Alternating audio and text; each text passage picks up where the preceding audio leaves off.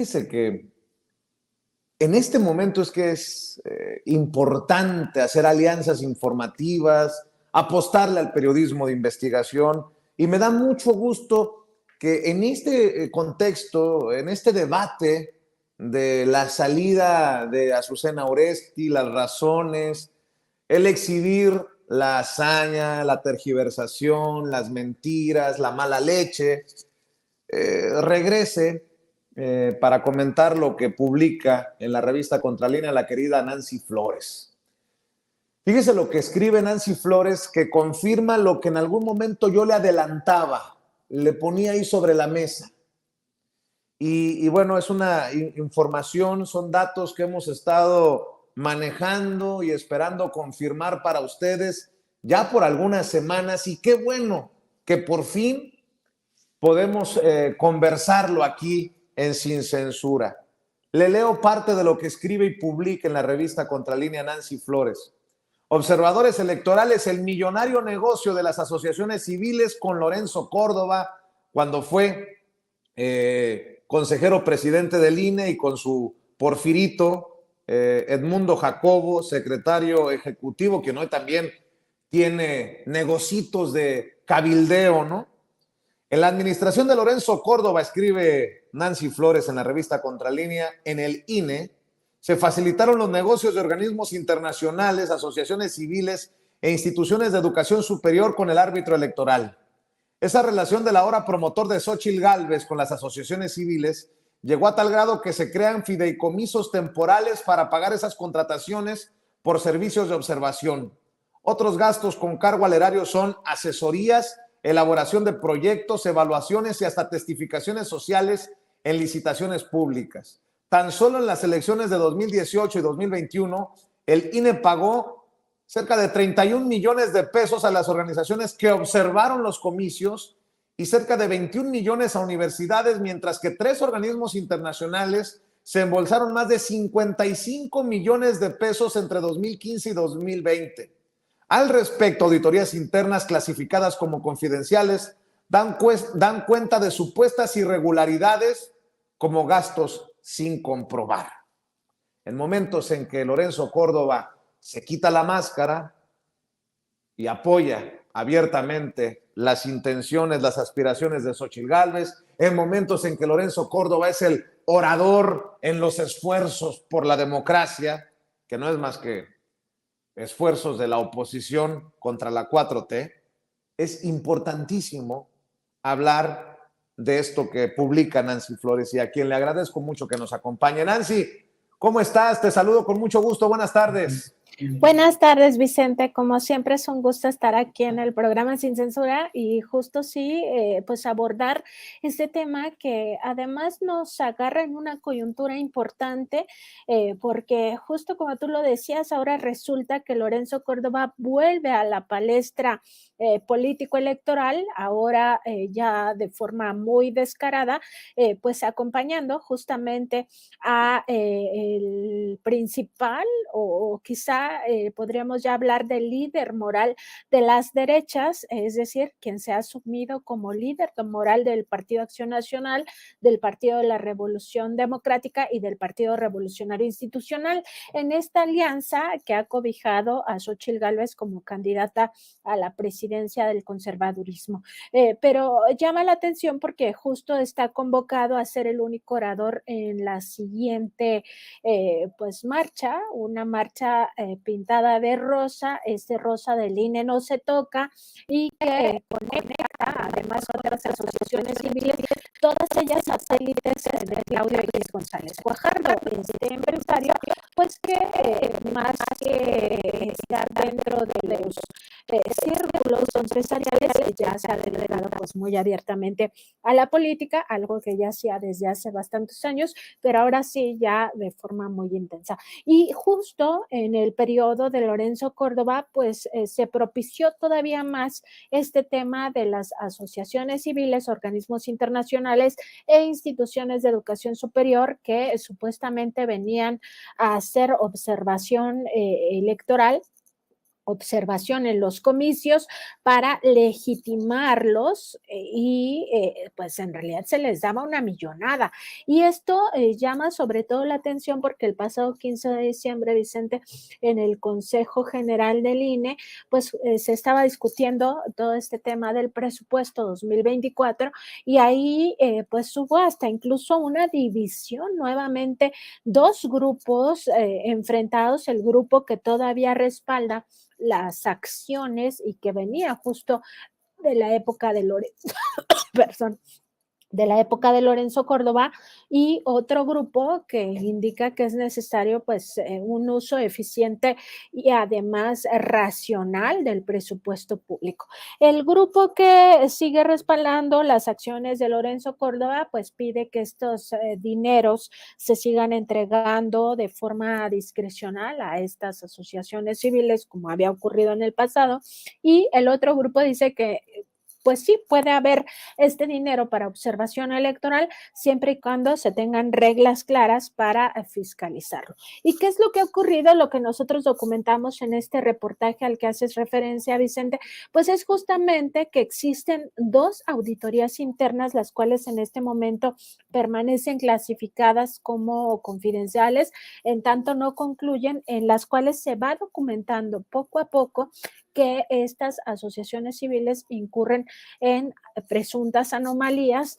a la hora de ejercer este dinero público, y que además en el caso particular de los organismos internacionales son tres los que han acumulado este negocio o que han tenido mayores recursos, uno de ellos vinculado con la Organización de Estados Americanos, con la OEA, que además a su vez era respaldo de Lorenzo Córdoba. La estamos viendo en este momento el contrato. Este contrato es con esta asociación civil vinculada a la Organización de Estados Americanos, y lo que ha resultado es que como son organizaciones que están radicadas en el extranjero, no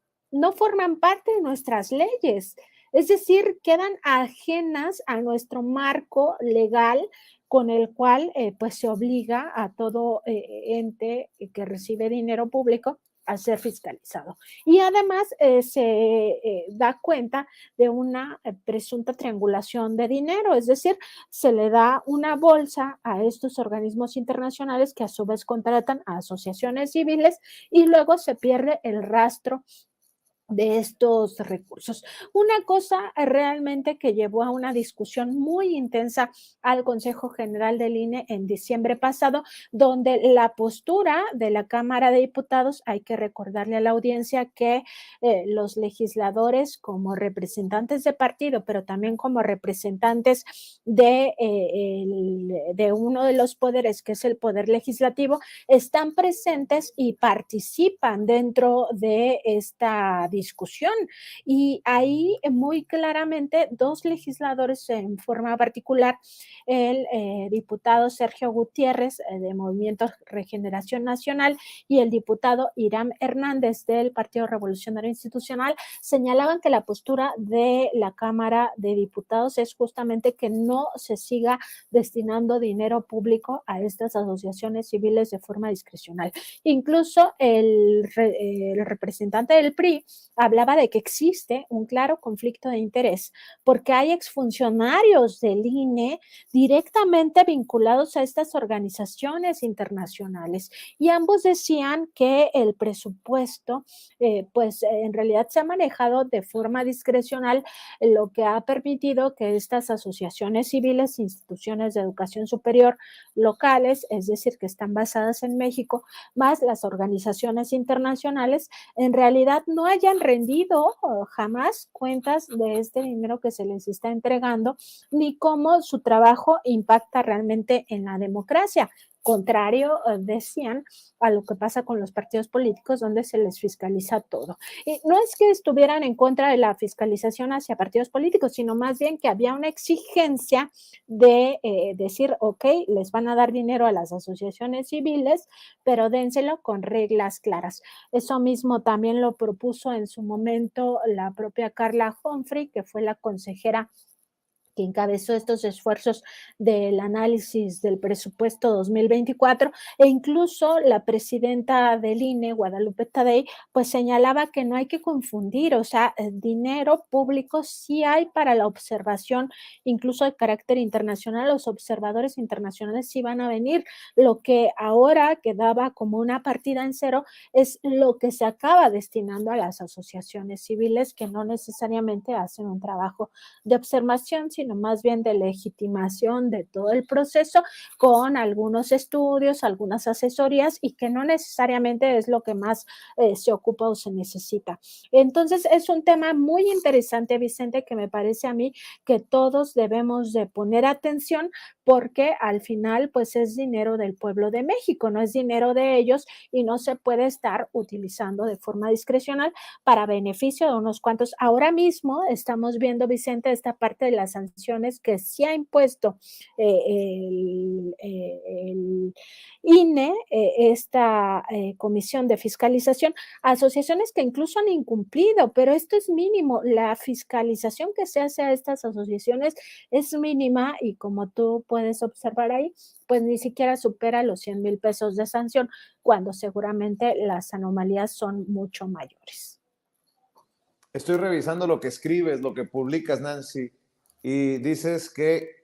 información del propio INE revela que en el periodo de Lorenzo Córdoba, 3 organizaciones internacionales obtuvieron más de 55 millones de pesos para legitimar los comicios. El Instituto Interamericano de Derechos Humanos, el Programa de las Naciones Unidas para el Desarrollo y el Instituto Internacional para la Democracia y Asistencia Electoral, IDEA Internacional por sus siglas.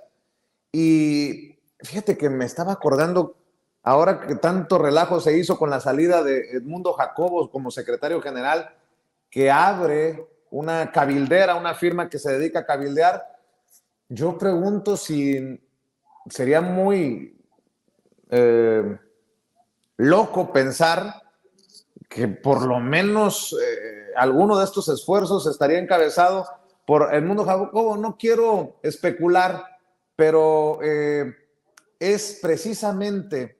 en el tiempo en el que se marcha y dicen que al INE no se toca, no en tiempos de Guadalupe Tadei, en tiempos de Lorenzo Córdoba, pues uno se imaginaría que por eso pedían que al INE no se tocara, porque iba a salir información como esta que estás dando a conocer,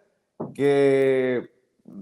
pone en entredicho decisiones con irregularidades para favorecer a tal o cual asociación civil, y no son cifras menores, Nancy Flores. No, no son cifras menores, porque tan solo para 2024 lo que se pedía eran 18 millones de pesos, pero ni siquiera es una cifra que podamos ubicar, digamos, dentro de un parámetro, porque ha venido variando, es muy, digamos,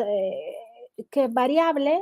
es decir, no hay un monto específico que se haya impuesto a cada proceso electoral dependiendo de lo que se estaba jugando en el ambiente político, es decir, como que nos dijeran, son 18 millones en cada contienda de carácter federal donde se elige presidencia, ¿no? O son menos millones cuando son intermedias. No hay nada, no hay ningún criterio. Esto se fija a discreción de la propia Comisión Internacional dentro del INE. Ahora, sí existen señalamientos de que exfuncionarios estarían participando directamente en algunas de estas organizaciones. En el caso de lo que nosotros hemos revisado, pues llama la atención este Instituto Internacional que ya veíamos justo el contrato, el convenio que se había pactado directamente por Lorenzo Córdoba con ellos, porque está asociado o depende directamente de la Organización de Estados Americanos. Y hay que recordar que la OEA pues ha tenido también un papel fundamental en la defensa de Lorenzo Córdoba en su momento, cuando se decía que era víctima de un embate, cuando en realidad era parte del mismo proceso democrático y de transformación, donde la propia ciudadanía incluso pues exigía que los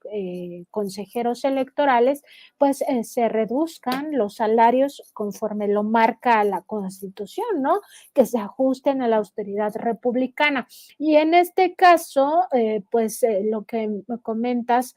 Vicente, pues se tendría que ahondar más todavía en estas investigaciones y ojalá los propios legisladores aporten más información, porque el señalamiento claramente del diputado priista Irán Hernández fue justamente que sí habría conflicto de interés porque hay exfuncionarios del INE vinculados a estas organizaciones internacionales y él decía que este círculo en el cual dinero público acababa en negocios privados de exfuncionarios, pues es lo que quería evitar la Cámara de Diputados. Pues aquí nada más recordarles que son representantes del pueblo y que es un derecho humano acceder a la información y pues esperemos que pronto puedan aportar más indicios para conocer exactamente de qué estamos hablando o por qué hay un bloque muy ligado a Lorenzo Córdoba, enquistado todavía en el INE, que sigue peleando por esos recursos. ¿A quién van a beneficiar? Y nada más, por poner otro ejemplo de esos legisladores que participan y que participaron específicamente en esa sesión del Consejo General del INE, el diputado Sergio Gutiérrez de Morena advertía en una de sus intervenciones pues que justamente en el absurdo ya del ejemplo, porque había sido cuestionado por el consejero Kip Espadas, de que como la Cámara de Diputados quería decirles en qué van a gastar el dinero y él decía, no, no se está diciendo eso, sino más bien que si ustedes en el absurdo quisieran destinar todo el dinero al Instituto de Investigaciones Jurídicas, que sí es beneficiario y nosotros lo tenemos ya muy documentado, Vicente, que si quisieran destinarle a ese instituto el dinero para que al final le llegara a Lorenzo Córdoba, porque hay que recordar que Lorenzo Córdoba es investigador del Instituto de Investigaciones Jurídicas, pues que podían hacerlo, ¿no? Que ahí más bien el tema sería de responsabilidades ante la ley y la justicia. Y justo es, revisar esto. O sea, ¿en qué se han gastado el dinero? Porque hasta ahora había salido, pues, que tenían sus cochinitos, que tenían, pues, estos sueldos por encima de lo que gana el presidente de la República, que gastan un dineral en rentas y todo lo que ya habíamos venido hablando, Vicente, que nosotros mismos en Contralínea y otros compañeros en otros medios habíamos venido documentando, pero tal era, digamos, la podredumbre dentro de este instituto que siguen saliendo cosas. Y ahora sale precisamente este tema de las asociaciones civiles que se aprovechan de este marco de la observación electoral y resulta que en realidad podría tratarse de negocios privados que solo benefician a estos consejeros. Sigamos poniendo el dedo en la llaga, mi querida Nancy, y estoy seguro que no pasará desapercibida esta información que generará reacciones, estemos al pendiente de estas reacciones. Y si me permites, antes de despedirte,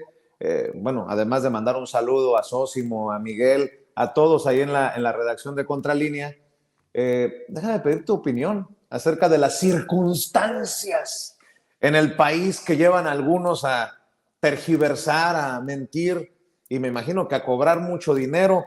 ¿Cómo ves todo este merequetengue de Azucena Oresti? Yo sé que estamos comprometidos desde estas trincheras en hacer las cosas diferentes, con honestidad, con transparencia. Ustedes responder en una crisis del periodismo o de un sector del periodismo mexicano con periodismo de investigación como debe ser. Pero quiero pedir tu opinión porque estoy viendo que están retomando Margarita Zavala, Héctor de Mauleón. Bueno, Felipe Calderón, hay que decir que rectifica, no rectifica esto de acusar al presidente de censura,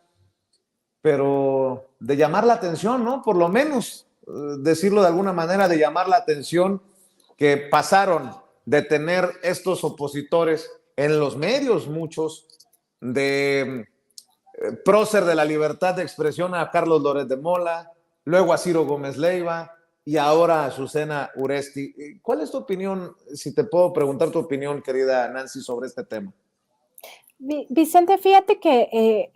y esto es algo que hemos reiterado aquí en Sin Censura también y por supuesto en nuestros espacios de Contralínea acerca de la ética periodística, porque eso es muy importante. Tú al principio de esta pregunta pues hablabas justo de la honestidad y no hay que olvidar estos principios, estos valores fundamentales, pero también que no son renunciables para la profesión periodística porque se trata justamente de un ejercicio de un derecho humano. El periodismo puede ser concebido ya como una herramienta para ejercer el derecho humano a la información que está ligado a las libertades de expresión, de opinión y de prensa, que son eso, derechos humanos tutelados no solo por nuestras leyes, sino por el derecho internacional relativo a los derechos humanos. Y esos valores son justamente honestidad, independencia, responsabilidad social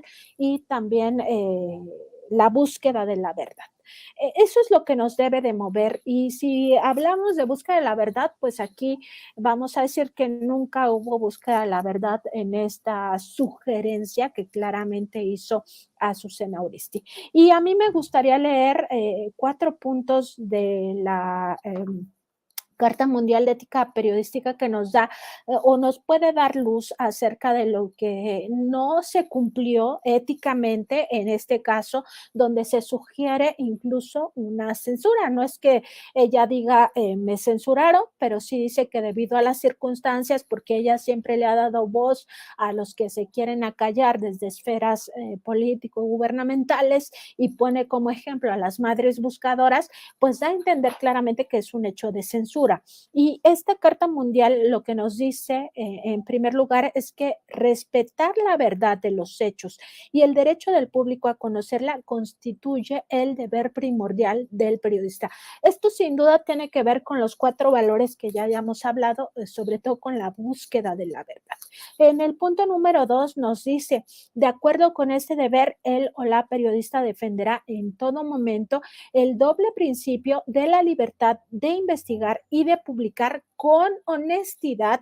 la información, la libertad de comentario y de crítica, así como el derecho a comentar equitativamente y a criticar con lealtad. Ella se asegurará de distinguir claramente entre información y opinión. Y en el punto número 6, que también me parece importante en este análisis, nos dice, él o la periodista se esforzará con todos los medios en rectificar de manera rápida, explícita, completa y visible cualquier error o información publicada y revelada de forma inexacta. Es el caso, o sea, deja entrever esta salida por censura y no sale a rectificar absolutamente nada. Tiene que salir Milenio a decir que se va a un programa de radio y por eso llegan a este acuerdo. Y en el punto número 9, que también me parece fundamental para entender la situación, nos dice la Carta Mundial de Ética para Periodistas. Él o la periodista velará porque la difusión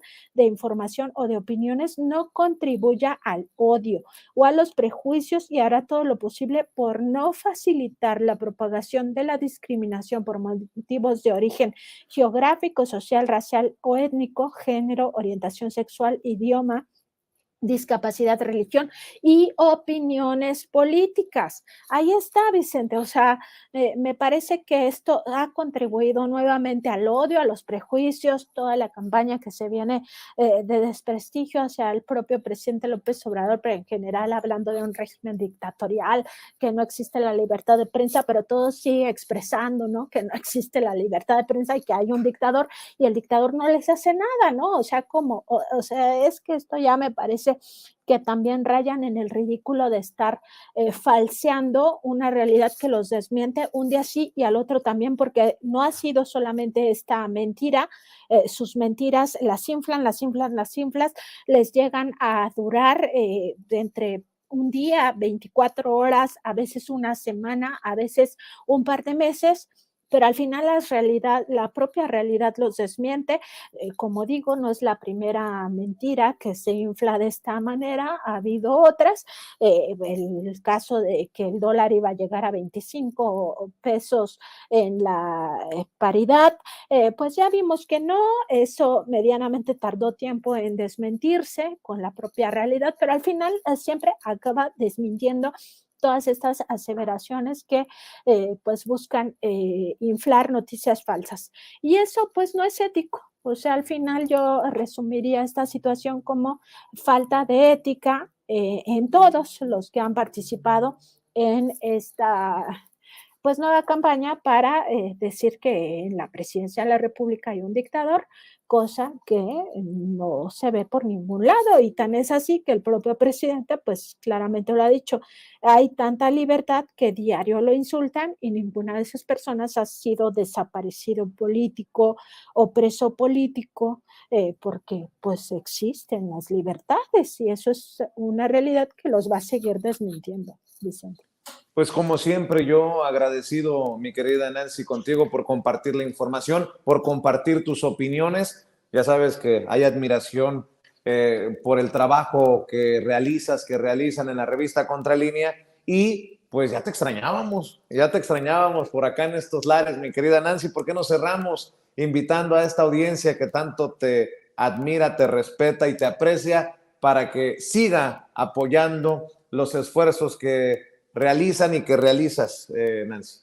Pues estamos en nuestro programa de noticias, en nuestro programa informativo y de opinión de lunes a viernes a las 10 de la mañana y en nuestra mesa de contradebate lunes, miércoles y viernes a la 1 de la tarde en nuestras redes sociales que son Facebook y YouTube, donde nos encuentran como Contralínea. Además estamos en X, Instagram y TikTok como Contralínea y en Spotify, iVoox y Apple Podcast como Contralínea Audio. Pues como siempre es un placer estar aquí en Sin Censura, tener contacto con la audiencia